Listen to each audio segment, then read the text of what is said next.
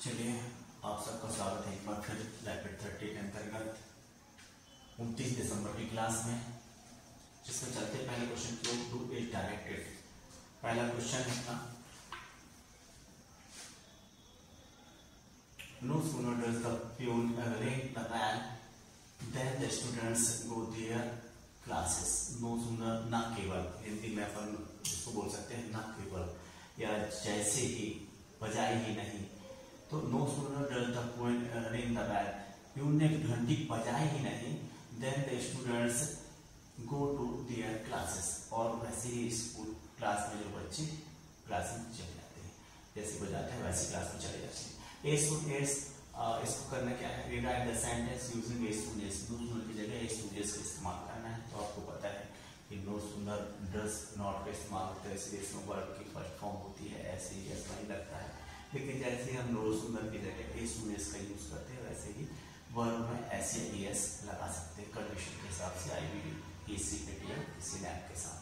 तो यहाँ पर आंसर होगा as to as the peon, बस वही नो सूनर की जगह एस टू एस लगाएंगे, और द प्यून रिंग्स, रिंग की जगह क्या हो जाएगा, डज नॉट हट गया तो रिंग की जगह रिंग्स हो जाएगा। The bell the students go to their classes, बाकी का सब्जेक्ट है।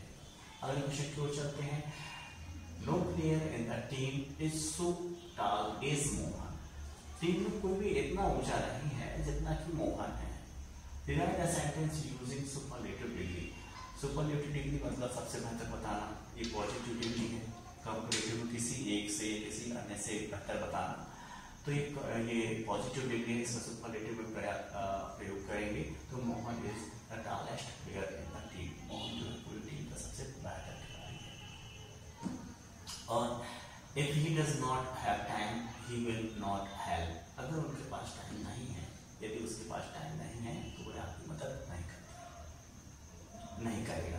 Derive the sentence using unless. If की जगह अनलेस का यूज करते हैं, का मतलब होता है यदि, अनलेस का यदि नहीं, तो इफ नहीं करता, डज नॉट यहाँ पर नहीं के लिए यूज किया गया है, तो यदि नहीं अनलेस का यूज करेंगे तो डज नॉट को हटा देंगे।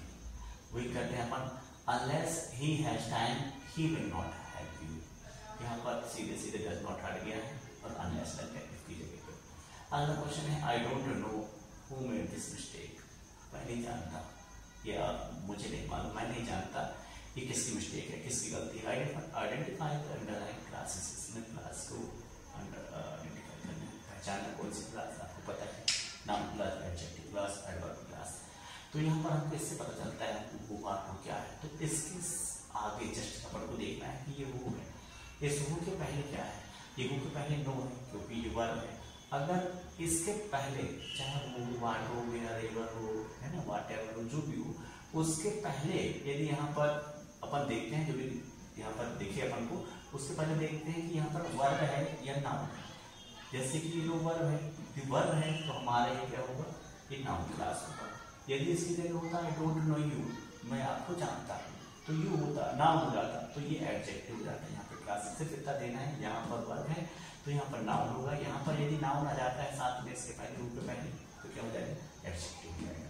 चलिए, और मैं है थर्ड के, his brother is very studious, he rarely find for entertainment. उसका ब्रदर जो है बहुत ज्यादा स्टूडियस है, पढ़ाई में बहुत मन लगता है, और शायद ही रेयरली फाइंड फॉर एंटरटेनमेंट, और शायद ही वो एंजॉय के लिए, घूमने फिरने के टाइम मुश्किल से निकल पाता है। सेंटेंस यूजिंग सो दैट का इस्तेमाल पता है, दैट की जगह सो लगा देना है, डॉट की जगह दैट लगा देना है। His brother is so studious that he rarely find for entertainment. इसको मतलब के लिए सही को होता है। इसको रीअरेंज करना है, सेंटेंस को मीनिंगफुल सेंटेंस बनाना है। तो आप देखो सब्जेक्ट, सी सब्जेक्ट आ जाता है, put something in her pant, pant में कुछ डाला। अगला क्वेश्चन शॉर्ट टाइम आंसर की ओर चलते हैं, थर्ड लेवल से दिया गया है, देखते हैं। पहला क्वेश्चन है, शॉर्ट क्वेश्चन एंड आंसर की ओर चलते हैं। What was the third level? ये थर्ड लेवल क्या था? Where was it situated? ये कहाँ पर स्थित था? थर्ड लेवल क्या था और ये कहाँ पर स्थित था? The third level can be a medium of escape for Charlie from the modern world। मतलब ये चार्ली के जो मॉडर्न वर्ड है, ये जो आधुनिक दुनिया है वर्ड, इससे स्कैप करने का माध्यम था, एक भागने का माध्यम। जब कोई व्यक्ति हताश हो जाता है, किसी कारण से दुखी होता है, कोई बड़ी समस्या आ जाती है, तो इस संसार को छोड़ना चाहता है और उसका दिमाग स्थायी नहीं रहता। दिमाग में अनगणत सवाल या ख्वाब आते रहते हैं, इनको दिवा स्वप्न कह सकते हैं। तो the third level can be a medium, तो वही मीडियम एक आधार होता है अपने परेशानियों से दूर भागने का। इस मॉडर्न युग में जो परेशानियां हैं उनसे हताश होकर लोग भागते हैं। इट वॉज नथिंग बट, यह कुछ भी नहीं है, but a product of his own mind because there were only 2 levels, but Charlie claimed he had been to the third level once. तो ये जो है ये कुछ भी नहीं है, but product of his own mind, ये उसके मन गढ़ंत कहानी को मिला के थर्ड लेवल में से होता कुछ भी नहीं, वहां था ही नहीं, 2 ही लेवल थे, इसके मन में ऑटोमेटिक वही दिवस स्वप्न के रूप में है। It was the grand central station in New York, और ये कहाँ का स्थान है, ये न्यूयॉर्क का ग्रैंड सेंट्रल स्टेशन के स्थान की बात चल रही है। Charlie claimed he had been the third level once, और चार्ली इसके लिए क्लेम कर रही है, बताती है कि उसने थर्ड लेवल देखा है, चार्ली कर रहा है कि वह थर्ड लेवल देखा है। What is the first day cover? ये फर्स्ट डे कवर क्या होता है? अपन ने पढ़ा है कि फर्स्ट डे कवर एक लिफाफा होता है, लिफाफा में लगाने वाले स्टाम्प होते हैं। जब भी स्टाम्प कोई भी नया स्टाम्प यदि आता है तो उसको कोई भी चीज हो, नया नोट, नया स्टाम्प हो, जो भी लोग रखना चाहते हैं उसके पास में, तो एक स्टाम्प जब भी आता है उसे लोग खरीदते हैं। When a new stamp is issued, stamp collector buy some stamp, तो जो कलेक्ट करने वाले हैं इनको शौक होता है, वो इनको खरीदते हैं, कलेक्ट करते हैं। They use those stamps to mail envelope to themselves on the very first day of sale, and the postmark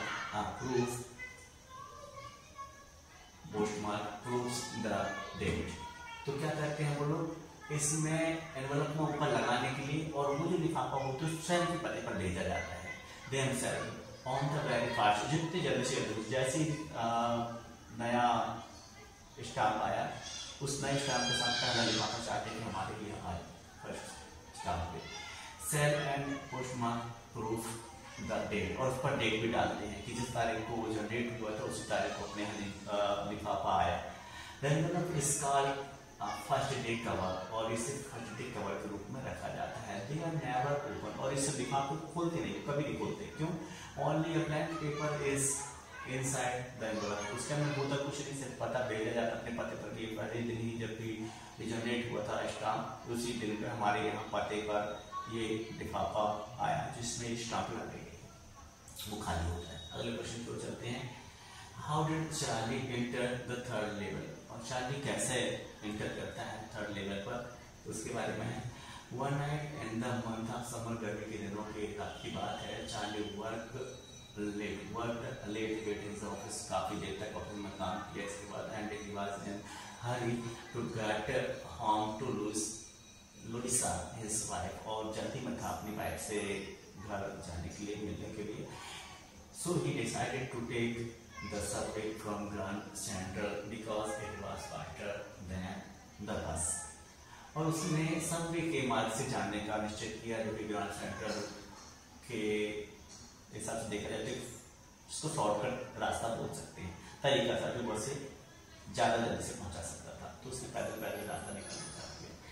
He turned into Grand Central from Vanderbilt Avenue and went down the step to the first level, और वो Vanderbilt से होते हुए wait down नीचे की ओर, step से सीढ़ियों से नीचे की ओर गया, जहाँ पर उसे फर्स्ट लेवल मिला। लाइक द 20th सेंचुरी, जो ऐसा लगा जैसे 20वीं शताब्दी के सदी की बात हो। Then he work down another flight to the second level, और वह अपना जारी रखता है और फिर से आगे बढ़ता है, सेकंड लेवल के लिए जाता है। He was lost in a corridor, और वही जो बरामदा होता है जिसको कहते हैं अपन,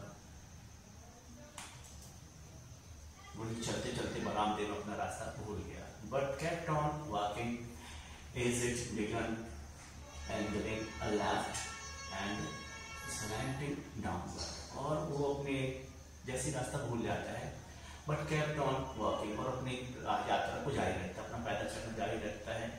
बिगन और एंगरिंग और लेफ्ट की ओर एंगल करके छलना जारी कर देता है एंड स्टैटिक जाता है और नीचे गिर जाता है, मुड़ जाता है। आफ्टर साब लेफ्ट और आखिरकार निश्चित रूप से he came out on the third level और निश्चित रूप से वो समझते हैं कि थर्ड लेवल पर आ गया। आफ्टर साब लेफ्ट में he came out on the third level after Grand Central Station और आखिरकार थर्ड पर आ जाता है। ये उसकी मध्य कहानी है। आगे चलते हैं। उसी कदमों में अगला क्वेश्चन है, What did Sam tell Charlie when Charlie told him about the third level at Grand Central Station? तो What did Sam tell? Sam ने क्या कहा चार्ली से जब चार्ली ने उसे बताया थर्ड लेवल के बारे में?